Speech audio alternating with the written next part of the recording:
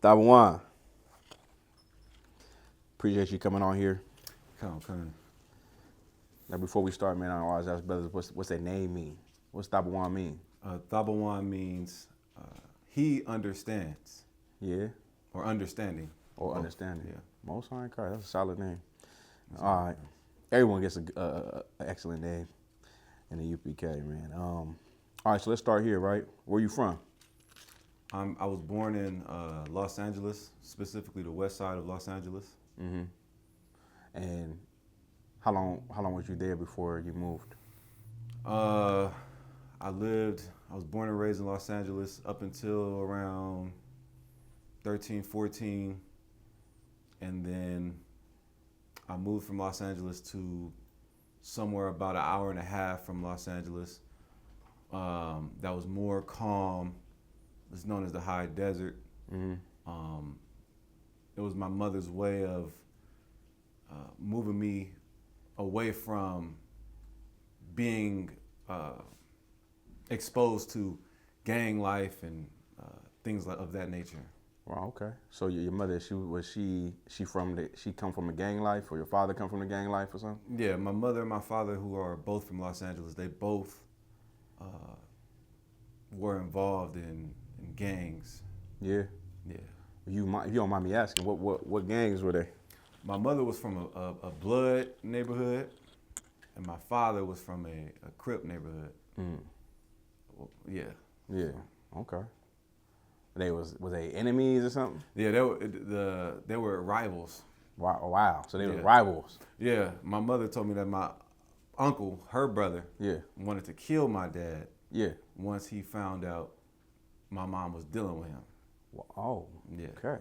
Wow. Okay. Their hoods are like, they hate each other. Yeah. Yeah. Yeah.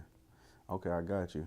And like for the people, like when you grow up in California, if you come from gang culture, sometimes that happens when a woman deals with someone who's from an enemy hood, and vice versa. So your mom, she moves you out of South Central around what age you said? 13, 14. Okay, so you live in LA till you about 13, 14, then you move. I lived in LA until about 13, 14. However, I spent my summers, I was going to school an hour and a half away, but I spent my summers and a lot of my weekends in Los Angeles still. So it wasn't like I completely left. Oh, I got you. You know what I mean? It was more so during school year. Yeah. I wasn't going to school in Los Angeles. I got you. And if you don't mind me, like, so how was your upbringing as a kid, like coming up, in that area, all the way up until you moved? How was it? Los Angeles? You talking about Los Angeles? Or? Oh yeah, just your experience as a kid. It wasn't really bad. I was more of a reserved kid. Mm-hmm. I didn't really go out and do much unless I was skateboarding. I was into skateboarding at a young age, so I always was around the skateboarders. Was I around the gangs and stuff like that? Yeah. Yes, I was. Right. Was I in it? No. Gotcha. I was never jumped in or anything of that nature. So like your mother and your father, they kind of kept you away from the gangs. Correct. Your father as well too. Correct. Okay. So like your mother and your father, they was together when you was growing up? No, they was not together. They weren't together when I was even born. Oh, okay. Did you have a stepfather? No. Oh, okay. No. So your mother, she was pretty much single, probably seen the man, but you never seen the man or something. She was seeing men, but it wasn't my father. Got you. It wasn't my father. They broke up. Okay. You know what I mean, my mom, she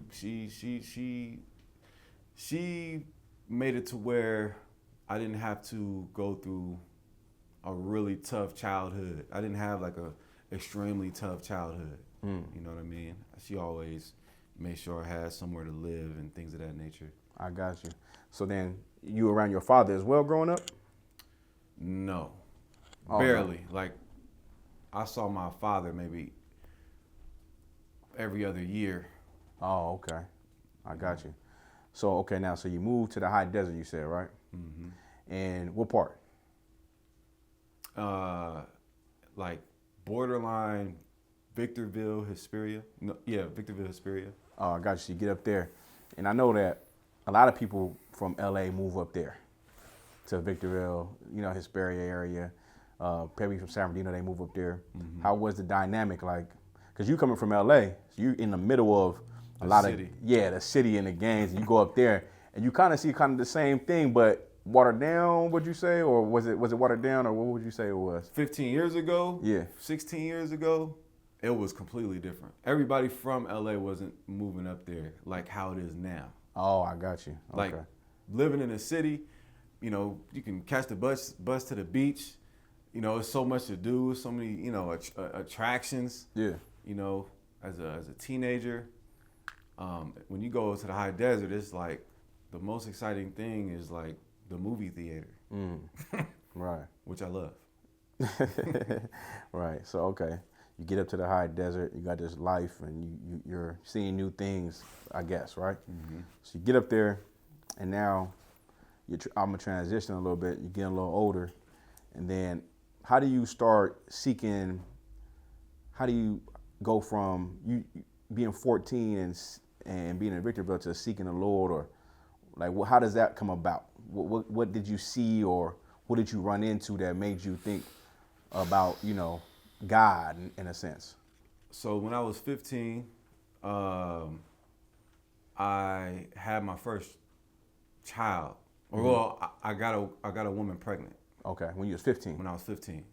And you was you? I was in ninth grade? 10th, going on 10th. I was 15 turning 16. Okay, I got you. Go ahead. 15 turning 16, so it wasn't like I was just 15. Either way, it's young. But I was, you know, turning 16 when I had my first daughter, who's 13 now, which is crazy. However, it happened. And that kind of, in a sense, made me more mature. I was still smoking weed, skateboarding with my friends and things of that nature. And so I'm dealing with this woman, you know, and through dealing with the woman, she gave me a hard time, and we broke up, and it kind of put me in a depressive state of mind. Yeah. To where I thought weed was the answer to that depression. Okay. And so out of the blue, I haven't heard from my father in years. Yeah. My father calls me and he says, I remember it like it's yesterday. I had a green notebook. He said, he didn't even like, hey, how you doing? Nothing. Like, he was just random, like, hey, get a notebook, get a pen. And I was like, okay. Then he says, write this out. Y, I'm like, Y. A, I'm like, A. H, so on and so forth to spell Yahushai. I'm like, Yahushai, that sounds familiar. Now, my pops, I saw him change from being someone heavily involved in the streets. Like, my pops was really in the streets. Yeah. Like, dude's crazy. He's like 5'5". Yeah. You know, one of the muscular niggas just was in the streets. You know what I mean? And I saw, you know, certain things when I did see him. I saw, you know, now I know, like a Mitri or a Shield of David. Like, I have pictures of me about maybe 8 years old wearing his big Shield of David necklace on. You know what I'm saying? So when he spelled out Yahushai, I was like, oh, okay, that sounds familiar. You know, he said that's Christ's real name. You an Israelite, and seek the Most High. And how old was you at this point? I was 16. Okay. So he said, seek the Most High. That's what he said. Right. Okay, go ahead. And from that point, I was curious. So this is when YouTube was first like really booming. Right. Or before it was booming. Got you.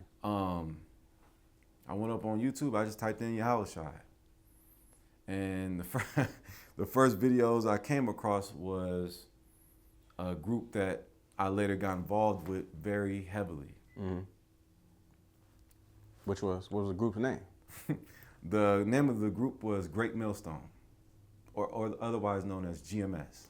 I got you. Mm-hmm. So you search on YouTube and you run into Great Millstone because you typed in Yahushua. I typed in Yahushua, and there was a video of their elder Tahar breaking down how Yahushua's name is Yahushua, and the Most High's name is what the Most High's name is, and I was hooked to that.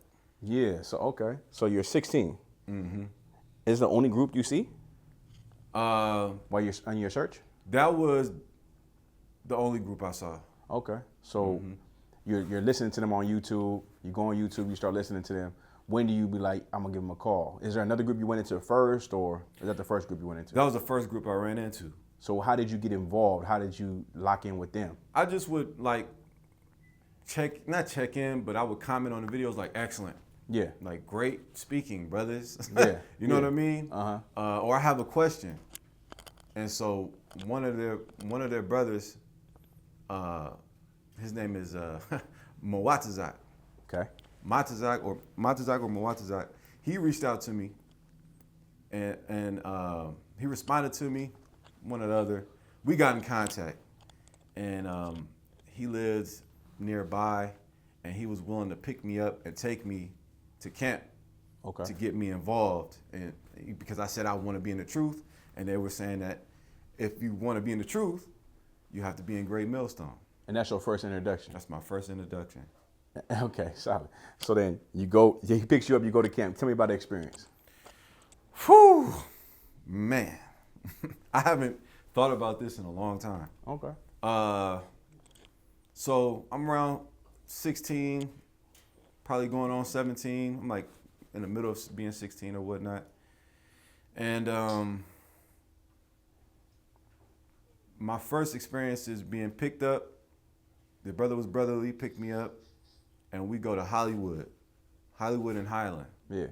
And normally what they would do, you would have to stand outside the camp and, show diligence. But because I was showing diligence weekly, calling, asking questions, and I came off as sincere, which I was, I wanted to follow the Most High.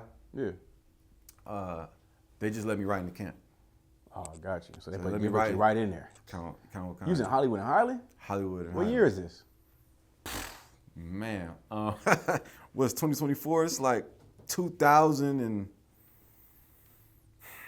it's like 2011. 11. Okay. So that was your first experience you get into there. So now let's fast forward. You're in the Great Millstone. I'm in Great Millstone. You're in the Great Millstone. How old are you again? 16, 17. 16, 17. All right, and you're in Great Millstone. I'm in there like You rocking it out. I'm in there like every week, every Saturday. Yeah. No excuses. Yeah. I'm there. Throughout the week, we're doing videos. Throughout the week, I'm doing homework assignments because Tahar would give us homework assignments throughout the week. Right. You got to read 1 Samuel chapters 1 through 10, and then at the end of the week, the camp leader, I'm speaking so in our terms. Yeah. The camp leader would give us a homework assignment. You're graded on that homework assignment. And I did all my homework assignments. I'm at every camp speaking. Yeah. I'm at every camp. We are downtown now in Hollywood. We moved from Hollywood back to downtown Los Angeles. They was at downtown before I came. Right. We was in Hollywood and Highland. I'm out there for like maybe 2 years. And one day, we out there teaching, and the police and the SWAT surround us, and helicopters are circling us. Right. And they're like, basically like, surrender your position, like get out of here. Yeah. You know what I mean? And so, that was a day I remember. That just came to my memory right now. Yeah. They circled us, and I want to say they had their guns out. Mm-hmm. I'm pretty sure they did. Or at least clutching them. Yeah. And telling us to move. Another incident, we was out in Hollywood just walking around, and the police just hemmed us up, had us against the wall. Yeah. While people walking by, I think it was after camp. We just stayed around, walking around in Hollywood or whatnot. But then we moved down to downtown Los Angeles, where they were prior. So it was my first time being in downtown Los Angeles with them. Mm-hmm. I'm familiar with Los Angeles, downtown Los Angeles, Venice Beach, whatever. But now I'm out there teaching what they teach. Yeah. I spoke. I was a speaker. I read. I was a reader. But I mainly, after I started first speaking, I didn't really read that much. I was a speaker. Got you. Mm-hmm. So now, and what year is this? 2012, 13 maybe? This is from 11, 12, 13, 14. I want to say up until 2016. I got you. So you in the GMS for that long, and then of course the most famous thing I know for them is having a rape breakdown. Right. That you can rape women. Can you break that down for me? So funny thing is, when I first came in, they didn't teach that. They didn't teach rape? No, they didn't teach rape. When they start teaching rape? They started teaching rape right about the time I left. Yeah? Yeah. But was you still in there when they did teach rape? Yeah, we was. Okay. So we all kind of learned it at the same time. So it was a new doctrine. It was something that maybe they had it in a vault, yeah. they felt like, yeah. and then they just put it on the brothers. Do you know how it came about? Or some current event that happened or something? I think he was just teaching. Oh, okay. I think he was just teaching. And it came from Tahar. Tahar was sitting on his couch, and he had on the back wall the end of the world banner. Mm-hmm. And you will watch his classes once a week. He'll drop them every weekend. Yeah. And it's him and the brother next to him, Elder Ramlad, right there, Elder, and Gabar, right? And this is all coming to my memory. And they just would teach on things. They would a lot of things, 12 tribes, proving Judah is Judah, proving Benjamin is Benjamin, so on and so forth. Christ is black, things of that nature. Yeah. And one day, they just put it on us that, biblically, if a man was to rape a woman mm-hmm. or sexually abuse a woman, right, it's lawful. So now, when you heard that, and you could be, you think it was did you think it was the word of God? Honestly. Yes. And so now, when you heard you thought it was the word of God, did it change you, or just it more like, okay, yeah, I understand that we can rape? It was like that. Okay, they taught it like, you better not do it, but if it did happen, like in the past it happened, then it is what it is. It's not a sin.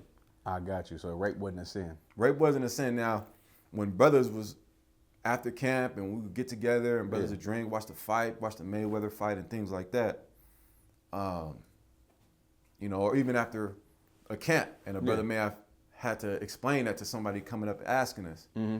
After camp, right? Like Captain Zarek said, word is bond. Yeah. Brother's like, ain't nobody touching my daughter. Mm. So you would teach it, but then in the back end, they'd be like, they're not rape my daughter. Niggas was not having that.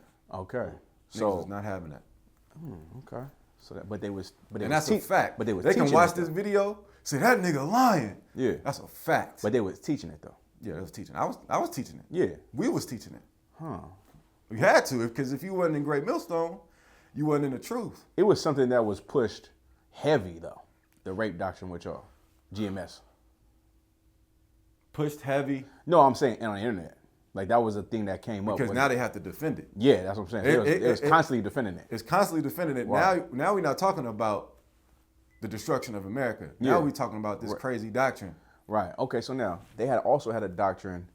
They also had a doctrine with concubines, and they thought concubines was women from other races, other mm-hmm. nations. So they taught that you could sleep with other women. Right. Did you teach that? Absolutely.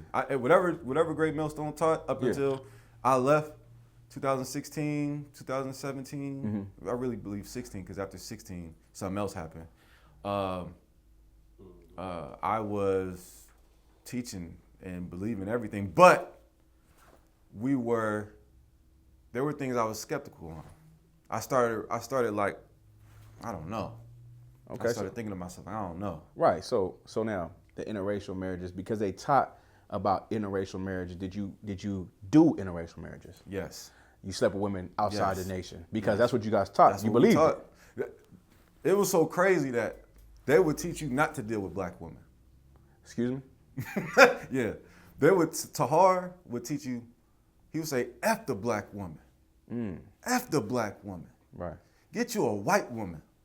And you got to think of it as, I'm looking at Tahar like, this nigga is amazing. Yeah, for sure. That's what it was. Yeah. I'm looking at him like, this nigga is teaching the Bible to me. And he's telling me if I'm not following him, I'm going to die. Right. So I'm going to listen to everything he says. Okay. So now, you're hearing these different doctrines. They got a few other doctrines, right? I could tell you. Go ahead. You can sleep with prostitutes. Yeah, hold on, slow down. So the sleeping with the prostitutes, brothers. Did you know of any brothers who bought prostitutes? Yes, 100%. 100% bought 100%. prostitutes. How would they? I'll tell you right now. How would they say that was lawful?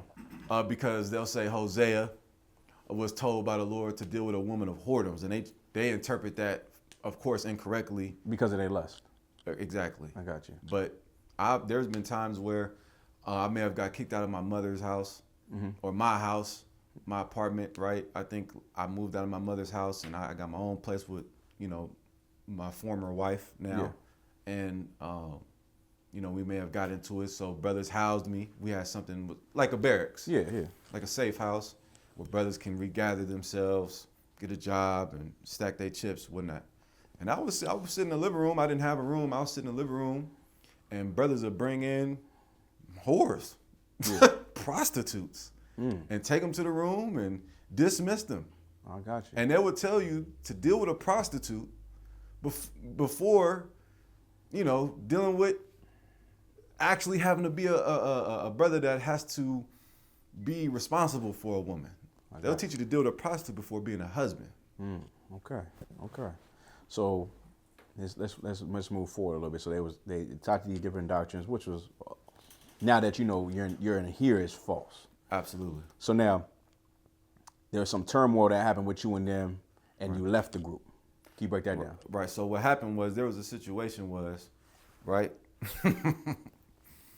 Man, crazy. There was a situation where at this point, I'm not in my mother's house. I got my own little apartment. Yeah. And me and her get into it, right? Your mother? No, me and my former wife. Oh, yeah. My baby mom. I got you.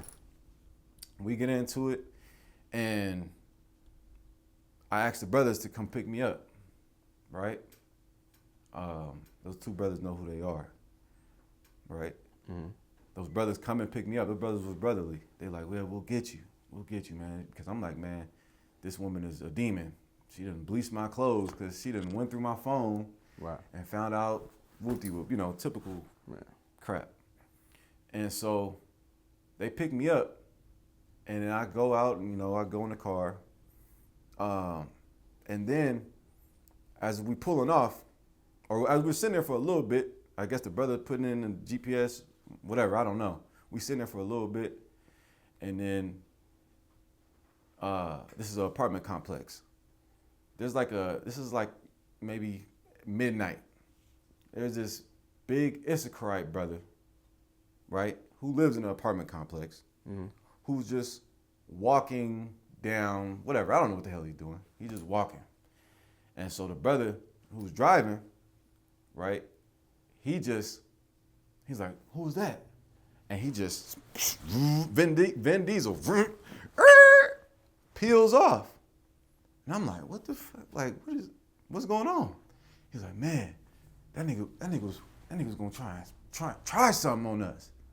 I'm like, what are you talking about? He was like, man, I think your baby mom's sent him to try and harm us, to try and kill us. I was like, what? Like, me and my baby moms would get into it, but like she ain't finna kill me, nigga. Right. Like, that's crazy. What are we talking about? So this guy was just scared. He was high off an edible because they ate edibles. Yeah, he was high. I learned later that he was under the influence of marijuana. She's paranoid. So paranoia definitely was a factor. And so I'm in the car, I'm in the back seat, like, I said, nah. And then the brother in the front, and the passenger, Micah Allah, yeah. These brothers I cared for deeply. Mm-hmm.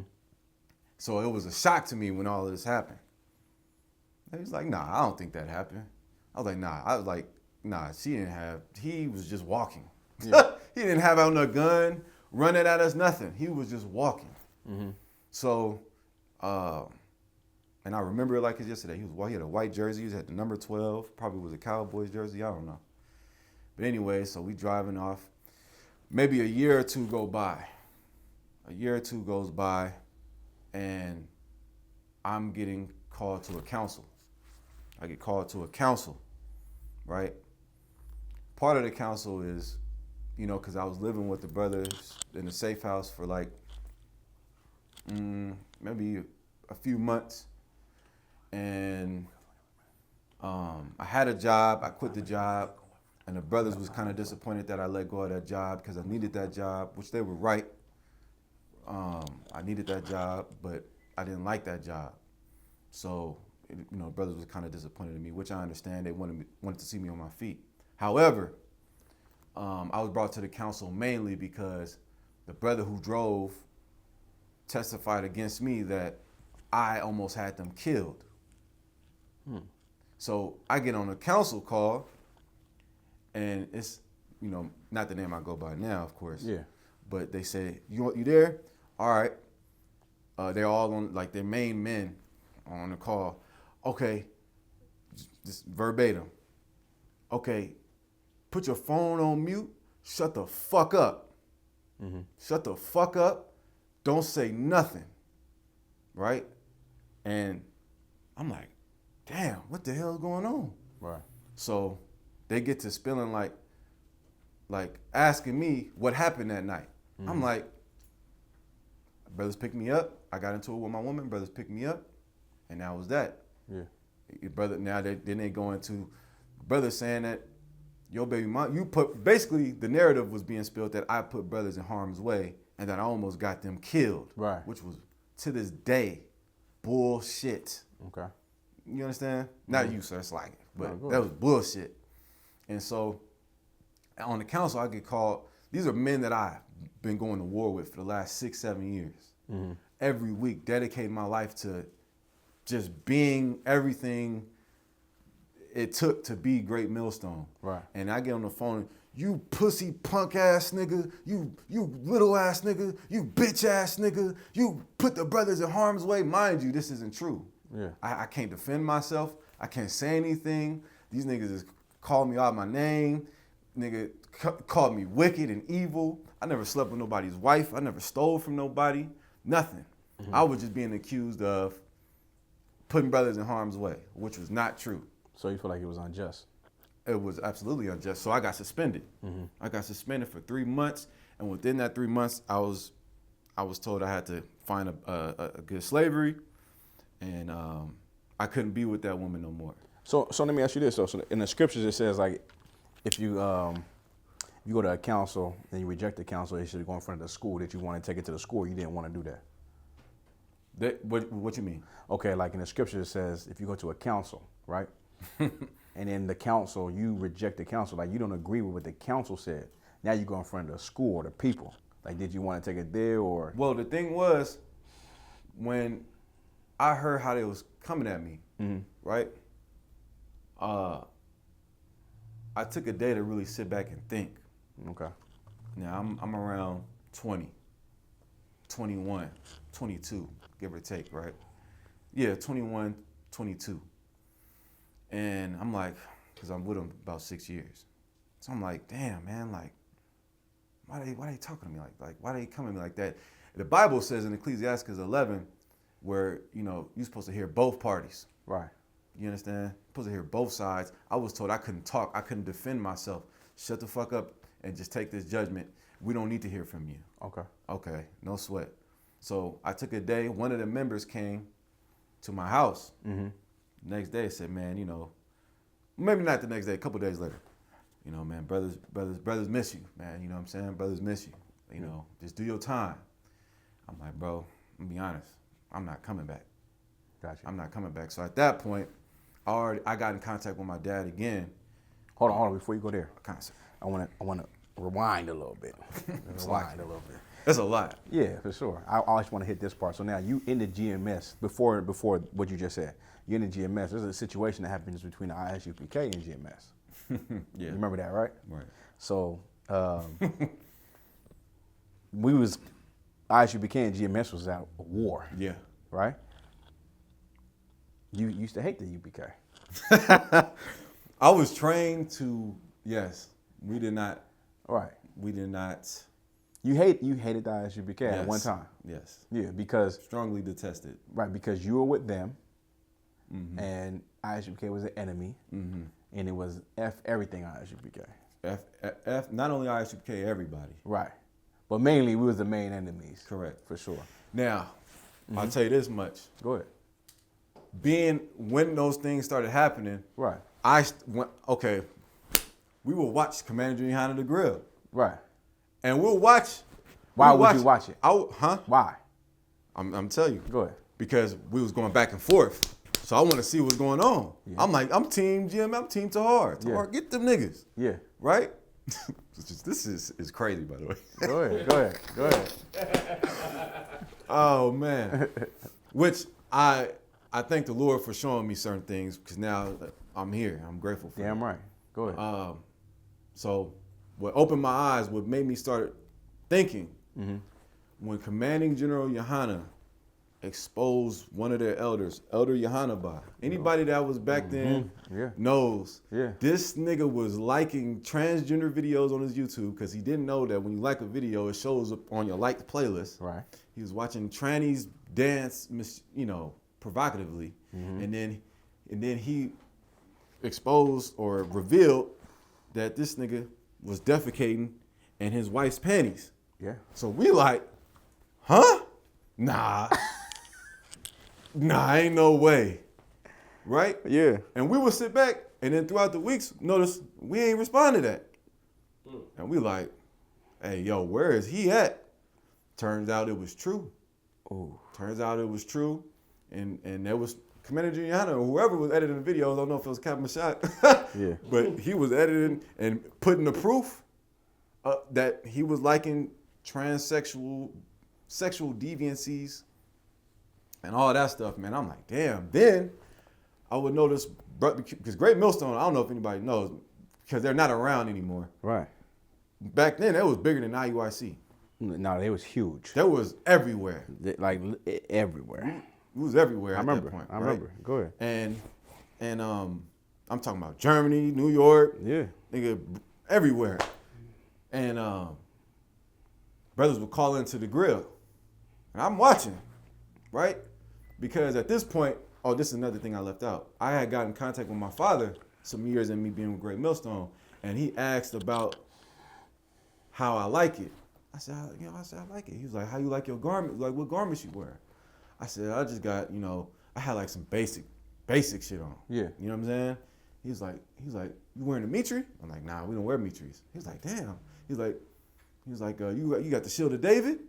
I'm like, nah, because my pops was, in the school in the early 2000s, late 90s in Los Angeles. I was gonna get to that. Right.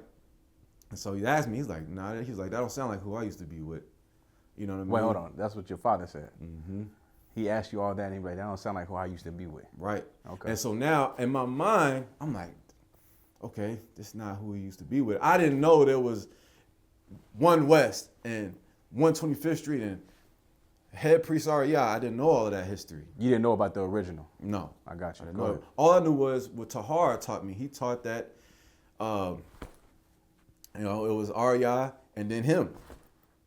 That's what he taught. No sweat. Go ahead. In a nutshell, that basically, after the split, he was the man left in charge, so to speak. So, if he wasn't, so he was the man left in charge and started a new school. Right. Well, I know he went to the House of David. We went to the House of David. He went to the House of David. Everybody knows that history.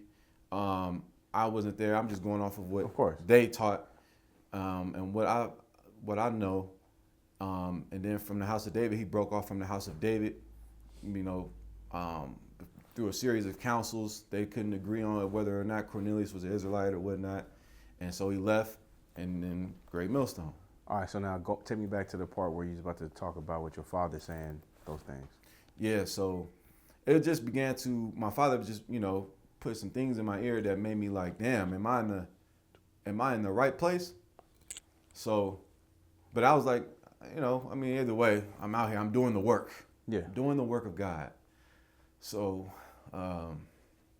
basically, I'm like noticing things. They start talking about the rape thing. They start talking about the prostitute thing. And those were really the only two things that I had a problem with that started to bother me. And so after all that happened, I'm like, after the council and everything and how I was judged incorrectly, how I was beat by men I called my brothers, right. beat on by men I loved, because I love these brothers. For sure. I went to war with these brothers. I was vulnerable to these brothers because I trusted these men. These brothers invited me around their children. Yeah. So when they treated me like that, it was unjust. I got you. Because what I was being charged on was not true. Sidebar real quick. Did they have what kind of wives did they have? Black women? Some of them. Oh, okay. Some of them. I left. One of them, murdered him. One that murdered his own wife. Yeah. He wasn't. To be fair, he left. Yeah, he got kicked out. Okay. He got kicked out. He unalived one of his wives. Whatever. It's unfortunate. But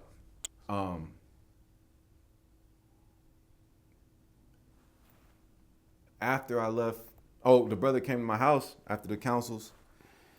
I'm like, the brothers miss you, man. Would you just do your time? I'm like, I'm not coming back. At this point, I talked to my dad, and he told me names of men he used to deal with back in the day. And one of those names was a brother by the name of Thawan. Priest Thawan. Right, that's his name on YouTube, Priest Thawan. Right. I get in contact with him. I don't know how the brother found out, or maybe it's because I told the brother, now that I think about it, that I'm not coming back. The brother called me and said, or he texted me and said, don't worry about coming. Don't worry about your 3-month suspension. You're kicked out. And I texted him, I said, I wasn't coming back. I'm leaving. Yeah. So they could say they kicked me out, whatever, floats your boat. I left. Right. I left because I saw that how they treated me wasn't right. And I thank the Lord for opening my eyes. So you get with Priest Thawan? Thawan. All right, so you get with him because now you're done with GMS. Boom, your father tells you about the brother he used to deal with back in the day. You call him, and boom, tell me about that. I contact him on YouTube, asked for his number. Okay. Because I'm like, man, ain't no way those dudes are the truth. Now, Thawan, he really was by himself. Okay. So I get in contact with him, and I start driving from the high desert to Long Beach.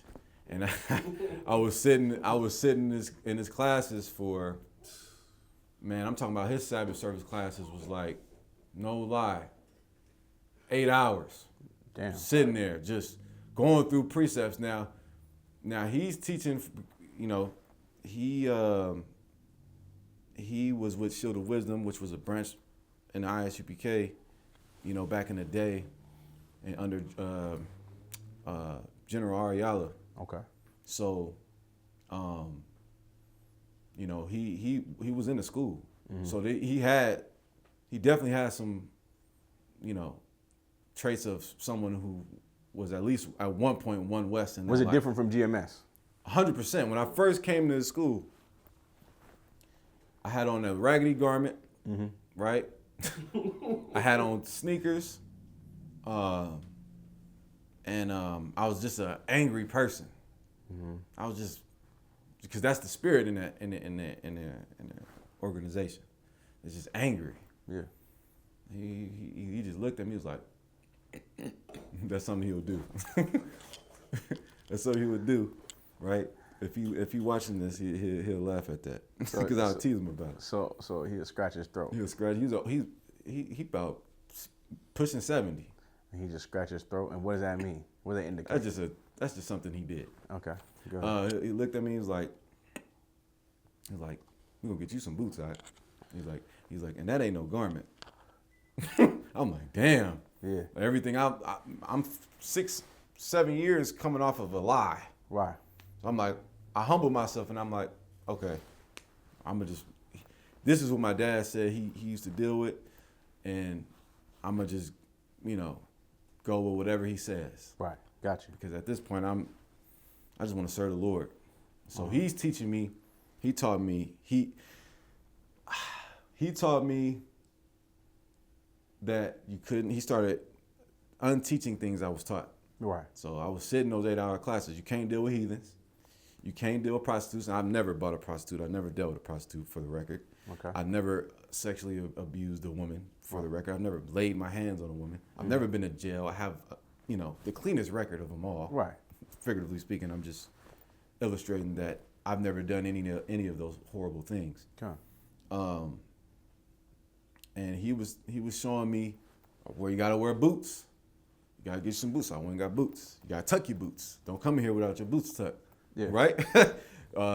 He taught me, garments. You gotta wear a garment. You gotta where your shield's at, because in Great Millstone they didn't wear the shield of David. So he teach you all those things similar to what we do now. Right. Exactly. Right. Okay. Go ahead. And so now I'm in Hollywood with him. Too deep.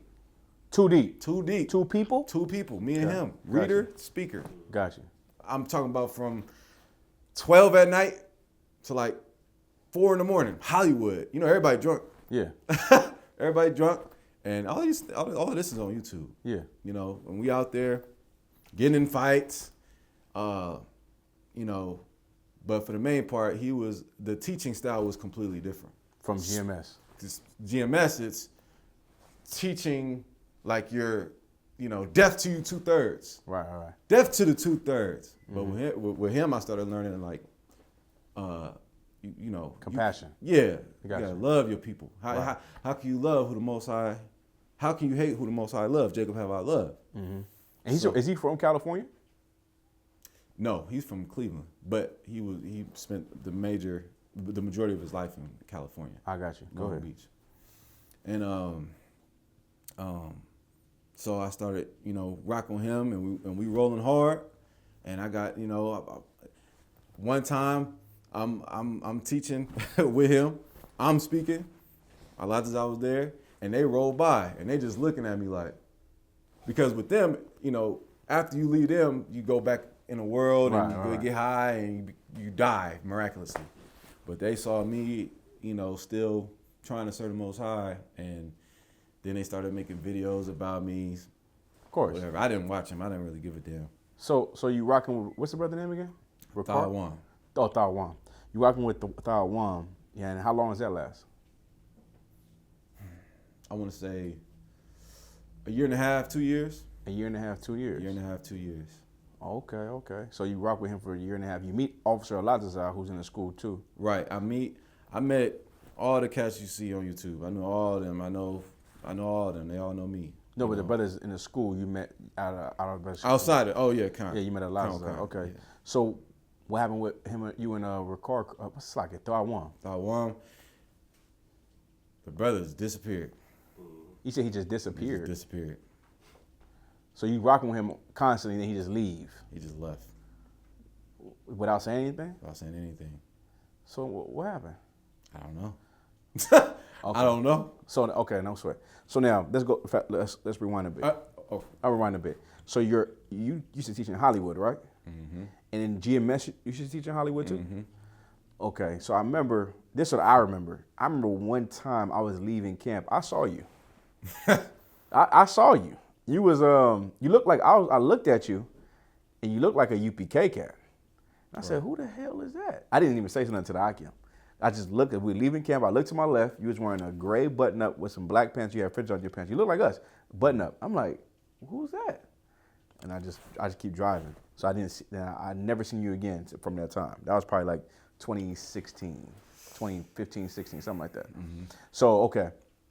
Boom. It's like Tawam, he leaves the teaching. He's done. He didn't leave the teaching he taught. No, but he just left. He no more reporting to. Yeah, he had something going on where he just didn't really give the brothers who he was learning under or who he was teaching an explanation. So then what? So then it didn't sit right with my spirit. Right. I'm like, man. And so roundabout way, when I got in contact with him, I let him know that I got in contact with I.S.U.P.K. You got in contact with who? I got in contact with I.S.U.P.K. I got in contact with you. So why though? Why did you want to get in contact with I.S.U.P.K? Because one time you were enemies. You left that alone because you got with Tawam. Came from the I.S.U.P.K. Got you. But why did you want to get in contact with the I.S.U.P.K? I wanted to get in contact with the I.S.U.P.K. because all Tawam would talk about is his time in the I.S.U.P.K. Is that right? Yeah, I was a 3-shield general. I was around Orion. I call you. Did you just do an impression with the scratching of the throat right now? Yes, I can't help it. That's hilarious. That was funny. So all he talked about was the I.S.U.P.K. Yes. So you said, well, damn, I got to call them. Right. So when he disappeared, you called Tawam and said, I'm going to contact the I.S.U.P.K. Correct. And how'd that go? He didn't disapprove it. What'd he say? Basically, he understands. Okay. He understands. And, I could tell it may have bothered him a little bit because I was like his understudy. Real quick, why didn't he want to join the I.S.U.P.K? I got you. No sweat. Go ahead. I don't know. Maybe he felt like he didn't want to start over as a trooper. I don't know. Yeah. I can't, speak for him. I understand. But that brother showed me a lot of things. I don't want to take that away from him. As far as I felt like for me, looking at it in hindsight, I feel like the Lord was just getting me ready to be here. Can I tell you something, right? I'll share something with you. Because both of y'all, Alatazar and you, both came from that. Like, you guys came already ready-made officers that had a weight. You understand? Right. Like, you know what I mean? Mm-hmm. I seen that. Of course, but as being a camp leader, you got to go through the process. Right. But I seen that you guys are already officers, but you got to just you got to wait and go through that process of becoming an officer and a priest. But I seen it. I was like, oh, these guys, they know the salute. They knew breakdowns, right. So I seen that, but I can't give it to you. Right. You know what I'm saying? That was the thing. Mayim Shabbat. Right. Circling up. Knowing the salute in itself is like, who are these guys? Right. You know what I'm talking about? Like, right. But go ahead. So now you leave them, you contact myself. Go ahead. I contact you, and the first thing I said was, I'm nervous at this point. Yeah. I'm like, yeah, I know. For years, these niggas was. You remember back in the day where Captain Todd War checked the shit out of Tahar. Of course. Right? Everybody saw that. Mm-hmm. And basically told him, you got a problem with Commander General Yahanna? You go to Commander General Yahanna, you tell him. Yeah. I don't gotta go nowhere. Yeah. Right? Yeah, the finger right in his face. Yeah. And then like Commander General Yahanna called Wind Horse. Yeah. Wind bitch. Wind bitch. Yeah. Man, that's old, man. That's old. So now, damn, that's crazy. You get in contact with us. I remember, if you don't mind me sharing this, you trying to explain yourself about like, man, like, I hate the I.S.U.P.K. and I was an enemy of y'all, but I think I told you for sure. I was like, don't worry about that. Because I didn't want to come in like and seem like on some like on some spy shit. You know what I'm saying? Like, I didn't want to come off as someone that's like, I felt like it was a target on me. It may have been. Right. But when I came into my first class, actually. Speak about when we first met you. That's a good story. So I had this mean black and silver headpiece, which I don't know where it is, with the chariots on it. I had my boots. I had my gear on, right? But I was in all black because I understood I had to be in all black. I humbled myself like, I gotta be in all black. Cool. So I came to my first class out where my mother moved me. That's what's heavy. But mind you, before the class. Yeah, I got picked up by, shout out to my man, Sarna Quash. He was driving. Captain Goodahar was in the passenger on the phone. With a red headpiece. with a windbreaker and some gold studded armbands from Karak. And For sure. I had to meet y'all at Food for Less in the parking lot of this grocery store. And so when I see y'all, I'm like, son, brother, damn near pushed me in the car. He pushed me in the car and started searching me. He pushed you to the car like, damn, all that will pat you down. Yeah. Then, you know how, now we like, how's everything going? You know what I mean? Brother, just straight to it. You got any weapons on you? Because this is his first day as officer, he told me. It was. It was. So he walking around. Yeah. So anyways, it's on the car. In my mind, I'm like, damn, I'm getting patted down like I've never. You never been patted down before? No.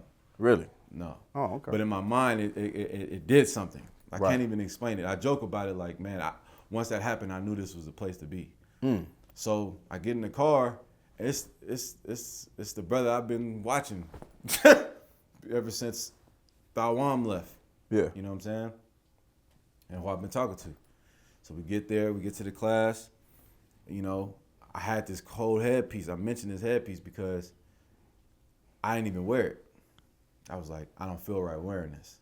I can't come in here like I know something. Right, there you go. I came in there like I knew nothing. I knew where to go to Titus. I knew how to flip to Corinthians and Philippians fast without looking. I could do all of that, but I don't know nothing. There you go. You know what I'm saying? So there would even be times where you ask questions, and I know the answer, but I would just let other brothers answer because I didn't want to come off like I'm a know-it-all, because I'm not. Even That's the right spirit, though. Kind. Go ahead. So, long story short, maybe like a month into the classes, I'm at like every class. I'm at like 4 classes a week. So, one night you came outside and you was like, hey, I see you. You was wearing a blue and white shirt, one of the throwback Thawaga Bar shirts with the lion on it and the shields, right? You need those. It's when he used to paint on them. Yeah, I remember. And you was like, hey, yeah, just keep, I was like, yeah, I'm not going nowhere. I'm here. And you was like, I hear you. I hear you. Everybody say that. I'm like, nah, not me. I'm here. You know what I'm saying? Because I've always felt like I'm a soldier looking, to, just be led correctly. Yeah. You know what I'm saying? Right. And my first day of atonement, you was like, this your first day of atonement, right? Basically, you was teaching me that because I was always battling, I had to unlearn everything I learned. Right. All the Revelation breakdowns, all the Ezekiel breakdown, everything I thought I knew, and all the notebooks I had. Yeah. All the highlighted Bibles I done went through, because I studied under who I was, under the men I was under. Just now I gotta throw all that away, and I did. And let me tell you something real quick, and I'm gonna get back to that. Like, it's something. The last interview I did with a warrior, he said, "Man, it's crazy to build a reputation, and you're this person for so long, and throw that all out the window and start over again." Right. Because you're kind of used, whatever you did, you're used to. That's what he said about his gangbanging life. And what you just said is definitely the most humbling thing that anyone can understand is, imagine you know so much, that you think you know so much, of course, and you study so much, and you got to relearn everything again. You got to become a new person. That's a hard thing to do, but it's honorable, though. Come, most high in Christ, because definitely not of me. And I had a dream that, basically when everything was going on and I didn't really know where to go. I had a dream that the generals, I'm outside in the dream, I'm looking for work. Crazy. I'm looking for a job. And basically the generals, I can't say which general, but I just remember now it was a general, pulled up and asked me if I was looking for work. Asked me if I was looking for work, and I was like, yeah, I'm looking for work. He said, get in. And then I started just going to the classes. You know, but that's not, you know, Nah, that's just something that happened to me. That's amazing, right? You know, That's amazing. That's an amazing vision. And just to give everybody a clarification, like you're not even black. You're Judite. You what tribe you from? I'm a Gadite. Yeah, you a Gadite. Gadite. What is a Gadite Or again? Jadite. Ah, don't do that. Don't do that. Everybody will be like, I'm a Jedi. Nah, I'm a Gadite. What is a Gadite? North American Indian. God. So North American Indian. So your father, who I've met, is full blown Gadite. Yeah. He's full blown Gadite. Yeah. Oh yeah, that's right. I met him. Yeah, he's hilarious. Yeah. And I want him to become a trooper too. Right. You know what I'm saying? But all right. So now you come into the school, and you know, during your time in the school, you built an excellent reputation. You're an officer of 5,000 now in ISUPK. Right. You know what I mean? Okay. A lot of people might not notice about you. Some people do that you're close to, notice things about you. But how has your experience been? And also, like, tell me about, you know, I told you just the other day, I said, since I've been in the school, you know what I mean? There's a lot of brothers that worked in the YouTube department. But in the YouTube department, from where you know, a lot of brothers edit videos, you know what I'm saying? Right.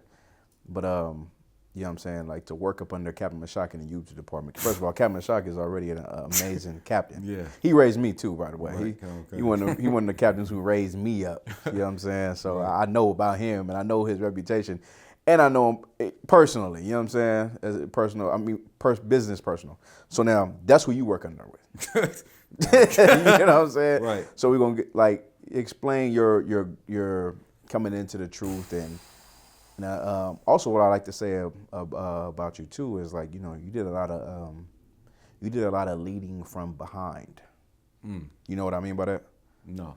Okay, so like as a young man, you would lead from behind. Like you wouldn't, like you said, you would take a humble position, but the way you push things and your zeal will make brothers be like, I want to get on top of that then. I want to do this. You know what I'm saying? So like, what was the push behind that make you want to be that way? Was it, if you don't mind, was it like a lot of proving yourself, or this now, or was it just like this is who you always been, but now you're in the right situation? That one. Go ahead. Break it down. I always felt like, you know, I always felt like I'm in the right place, and you know where I was previously. Mm-hmm. But there was always something that didn't feel right. Right. Now being here, I can't say that. Everything feels right. Right. Everything feels right. Right. Yeah. Yeah, right. Okay. So, but working with Captain Mashak, man. Yeah. Yeah, he different. Captain Mashak, man. I noticed that it's probably some Judites in that department, but there's never been a Judite that actually took a top position in that department. That's a lot, yeah. Not to shit on. I'm a Judite myself. That's a hard position to be in because it's just a spirit in the Judite, just a little lion in them.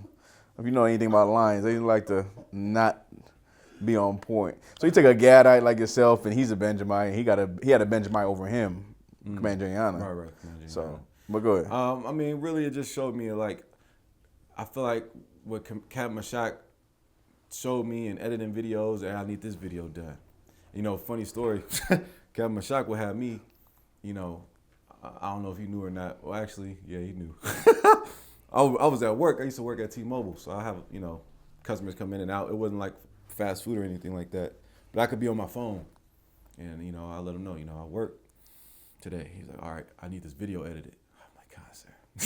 Yeah. I'll get it edited. Yeah. And then at one time, a customer was, you know, coming in to pay a bill or something, and you know, he needed the video, and I was like, sir, I just got to deal with this customer real quick. He's like, tell the customer to wait. Yeah. I told the customer to wait. God. You know what I mean? He didn't wait forever, but you know what I mean? I just had to make some adjustments to a video I was editing on my phone. Yeah. This is years ago. I've been working with Captain Mashak for like 8 years. God, you know, for sure. And everything, the water y'all by Shemi Al-Shai, Commander Yahanna, the men above me, you know what I'm saying? But on the subject of Captain Mashak has been instrumental to me as a man. For sure. He showed me, you know, a lot, and I don't even live next. I'm not around him every day. Yeah. I just talk to him every day though. I talk to him every day, probably about 4 or 5 times a day. For sure. And Captain Mashak is one of the most thorough men you know what I mean, I've ever met in my life. Right. You know what I'm saying? And he'll have you edit something. Like we made a joke one time editing Passover videos some years ago. I said, it's like, so I'm gonna be honest. I'm frustrated. I'm so frustrated. I'm tearing up from editing. Right. He said, now you're editing. Now you're editing that. Yeah. Now you in it. Oh, damn. So now, you know, I edit a lot of videos and I, you know, whatever. I do what I was, you know, I'm an unprofitable servant. I'm doing what I'm supposed to do. But it doesn't really bother me that much because I done had a lot of pressure on me at once. And, you know, I've learned to manage dealing with the pressure. You know what I'm saying? And just to help you out too, like the work you do, and to every brother, like the work you do, I know it seems tiresome and the fight and all that, but like that's how you earn your crown. You gonna cry about it. Fuck it. Yeah. You know what I'm saying? But like, I just want to point that out because I know how it is to work with Captain Shock, and I worked with him until I got the wall. I got the wall, and I said, "You work with him." You know what I'm saying? So like, if I may, I also learned a lot from the wall. Yeah. Like the wall. I mean, God. What are we talking about? You know, I can't even explain. You know, coming up, I always had a passion for cinematography and pictures and things of that nature.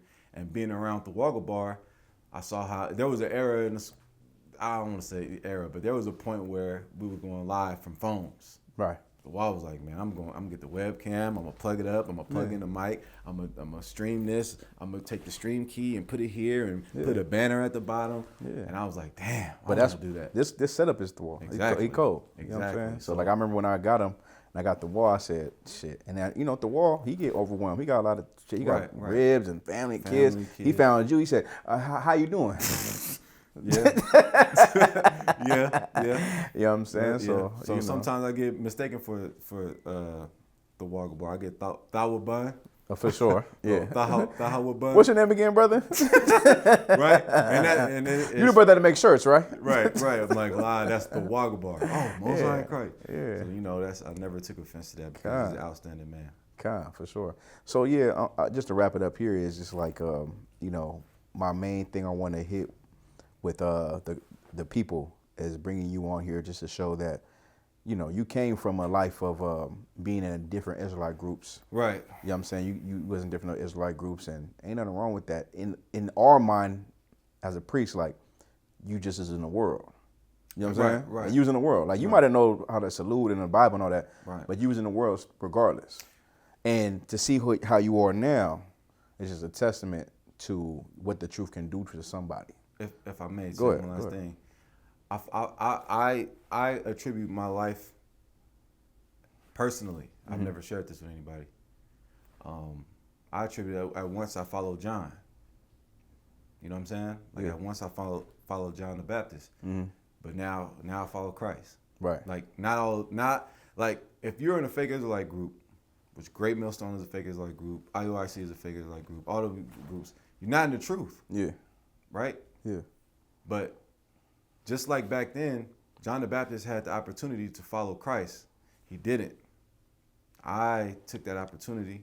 I thank the Most High for putting me in position. Now I know I have the coldest breakdown on how you cannot sexually assault women. Right. I'm saying not that I came up with it, but I've learned from the men above me that you can't deal with, you know, the things they used to teach, you can't do. So I learned those things through trial and error. You know what I'm saying? Being in the Israelite school, I.S.U.P.K, coming from the background that I come from, at first it used to bother me, but it doesn't bother me at all because I really believe I'm a new person. I'm not the man they used to call me back in the day. I'm Priest and Officer Thabawan. I'm Priest Thabawan of the Israelite school, I.S.U.P.K, under Commanding General Yahanna. And when they bury me, it better be in my cover. Damn right. Man, listen, I appreciate you for your time, Mark. You know what I'm saying? We're going to have a part 2, and, you know, in the season, for sure. But I appreciate you for your time. Shalom. Shalom.